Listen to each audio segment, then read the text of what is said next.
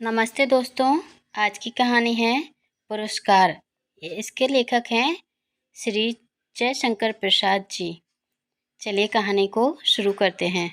आर्द्र नक्षत्र आकाश में काले काले बादलों की घुमड़, जिसमें देव दुबंगी का गंभीर घोष। प्राचीन के एक निर्भम कोने में स्वर्ण पुरुष झांकने लगा था। देखने लगा महाराज की सवारी। शैलमाला के अंचल में समतल उर्वरा भूमि से सौंधी वास उठ रही थी।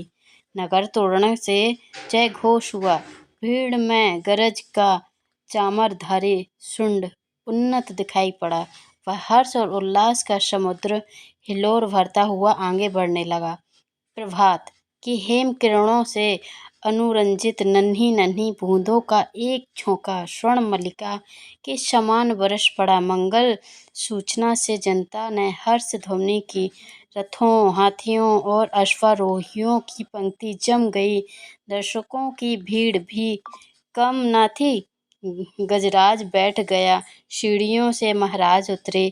सौभाग्यवती और कुमारी सुंदरियों के दो दल आम्र पल्लवों से सुशोभित मंगल कलश और फूल, कुमकुम तथा खीलों से भरे थाल लिए मधुर गान करते हुए आगे बढ़े। महाराज के मुख पर मधुर मुस्कान थी। पुरोहित वर्ग के सप्तम किया स्वर्ण रंजित हल से मूड़ पकड़कर महाराज ने जूते हुए सुंदर पुष्ट बैलों को चलने का संकेत किया। बाजे बजने लगे। किशोरी कुमारियों ने खीलों और फूलों की वर्षा की। कौशल का वह उत्सव प्रसिद्ध था।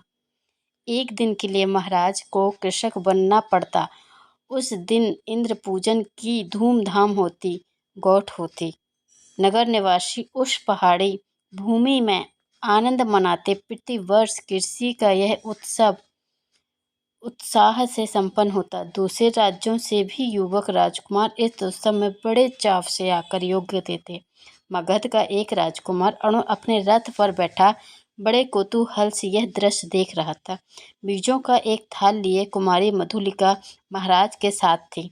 बीज बोते हुए महाराज जब हाथ बढ़ाते तब मधुलिका उनके सामने थाल कर देती। यह खेत मधुलिका का था, जो इस साल महाराज की खेती के लिए चुना गया था। इसलिए बीज देने का सम्मान मधुलिका को ही मिला। वह कुमारी थी, सुंदरी थी। कौशिक वसन उसके शरीर पर इधर उधर लहराता हुआ स्वयं शोभित हो रहा था। वह कभी उसे संभालती और कभी अपने रूखे अलंकों को। कृषक बालिका के शुभ्र भाल और श्रमकणों की भी कमी न थी। वे सब वरोनियों में गुथे हुए थे। सम्मान और लज्जा उसके अधरों के मंद मुस्कुराहट के साथ सिहर उठते। किंतु महाराज को बीज देने में उसने शिथिलता नहीं की। सब लोग महाराज का हल चलाना देख रहे थे, विस्मय से, कौतूहल से। और तरुण देख रहा था कृषक कुमारी मधुलिका को। आहा, कितना भोला सौंदर्य, कितनी सरल चिंतवन। उत्सव का प्रधान कृत्य समाप्त हो गया। महाराज ने मधुलिका के खेत का पुरस्कार दिया। थाल में कुछ स्वर्ण मुद्राएं। वह राजकीय अनुग्रह था।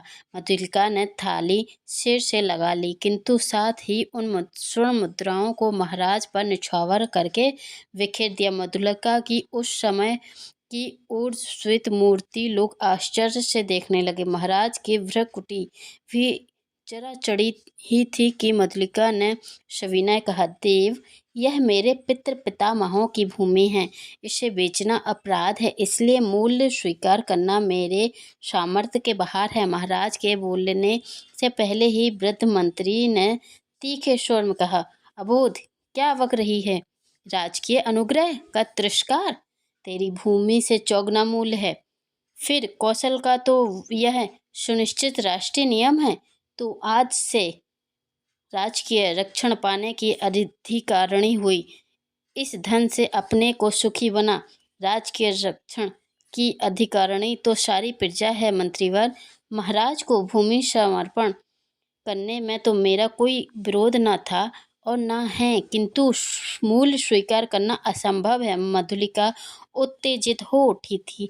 महाराज के संकेत पर मंत्री ने कहा, देव, वाराणसी युद्ध के अन्यतम वीर सहमित्र की यह एकमात्र कन्या है। महाराज चौंक उठे। सहमित्र की कन्या, जिसने मगध के सामने कौशल की लाज रखी ली थी, उसी वीर की कन्या मधुलिका है। हाँ देव, मंत्री सविनय ने कहा। इस उत्सव के परंपरागत नियम क्या है मंत्रीवर? महाराज ने पूछा। देव, नियम तो बहुत साधारण है। किसी भी अच्छी भूमि को इस उत्सव के लिए चुनकर नियमानुसार पुरस्कार स्वरूप उसका मूल्य दे दिया जाता है, वह भी अत्यंत अनुग्रह पूर्वक, अर्थात भू संपत्ति का चौगुना मूल्य उसे मिलता है। उस खेती को वही व्यक्ति वर्ष भर देखता है, वह राजा का खेत कहा जाता है। महाराज को विचार संघर्ष से विराम की अत्यंत आवश्यकता थी। महाराज चुप रहे। जय घोष के साथ सभा विसर्जित हुई। सब अपने अपने शिविरों में चले गए, किंतु मधुलिका को उत्सव में फिर किसी ने न देखा। वह अपने खेत की सीमा पर विशाल मधुक वृक्ष के चिकने हरे पत्तों की छाया में अनमनी चुपचाप बैठी रही। रात्रि का उत्सव अब विश्राम ले रहा था। राजकुमार अरुण उसमें सम्मिलित नहीं हुआ, अपने विश्राम विभन में जागरण कर रहा था। आंखों में नींद न थी। प्राचीन में जैसी गुलाली खिल रही थी, वह रंग उसकी आंखों में था। सामने देखा तो मुंडेर पर कपोती एक पैर पर खड़ी, पंख फैलाए अंग लाड़ी ले रही थी। अरुण उठ खड़ा हुआ। द्वार पर सुसज्जित अश्व था। वह देखते देखते नगर तोरण पर जा पहुंचा। रक्षणगण उठ रहे थे। अश्व के पैरों हुए शब्द में चौंक उठे। युवक कुमार तीर सा निकल गया। सिंधु देश तुरंग प्रभात के वन में पुलकित हो रहा था। घूमता घूमता अरुण उसी मधुक वृक्ष के नीचे पहुंचा जहां मधुलिका अपने हाथ पर सिर धरे खिन्न निद्रा का सुख ले रही थी। अरुण ने देखा, वह छिन्न माधवीलता वृक्ष की शाखा में च्युत होकर पड़ी है। सुमन कुलित भ्रमण निस्पंद थे।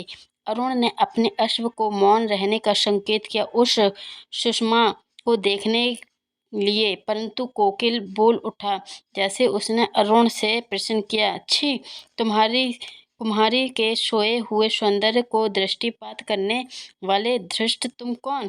मधुलिका की आंखें खुल पड़ी। उसने देखा एक अपरिचित युवक। वह संकोच से उठ बैठी। भद्रे, तुम ही ना कल के उत्सव में संचालिका हो? उत्सव? हाँ, उत्सव ही तो था कल। उस सम्मान क्यों? आपको कुल का स्वप्न सता रहा है? भद्र, आप क्या मुझे इस अवस्था में संतुष्ट ना रहने देंगे? मेरा हृदय तुम्हारी उस छवि का भक्त बन गया है देवी। मेरे उस अभिनय का, मेरी विडंबना का, आह, मनुष्य कितना निर्दय है, अपरिचित, क्षमा करो, जाओ अपने मार्ग। सलतता की देवी, मैं मगध का राजकुमार तुम्हारे अनुग्रह की प्रार्थी हूँ। मेरे हृदय की भावना अब गुंठन में रहना नहीं जानती। उसे अपनी राजकुमार, मैं कृषक बालिका हूँ, आप नंदन विहारी, और मैं पृथ्वी पर विश्राम करके जीने वाली। आप मेरी स्नेह की भूमि पर से मेरा अधिकार छीन लिया गया है। मैं दुख से बिलख रही हूँ।